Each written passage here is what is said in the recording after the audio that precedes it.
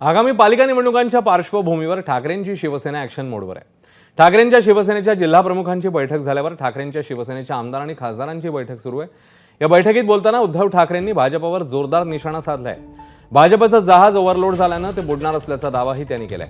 एक वेळ देशात भाजप राहणार नाही, पण काश्मीर आपलंच असल्याचं त्यांनी सांगितलंय। तर दगाबाज मित्रापेक्षा दिलदार शत्रू बरा, भाजप दगाबाज मित्र निघाल्याचं त्यांनी म्हटलं।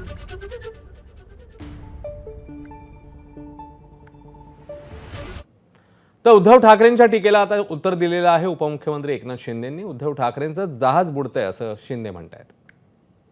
अमित शहा हे 3 पक्षांचे पक्षप्रमुख आहेत, त्यांचं जहाज ओव्हरलोड झालेलं आहे। जे पक्ष सोडून गेले त्यांना जाऊ द्या, आम्हाला फरक पडत नाही। त्यांचं जहाज आता डुबायला लागलेलं आहे, त्या जहाजाची त्यांनी चिंता करावी। एबीपी माझा, उघडा डोळे बघा नीट।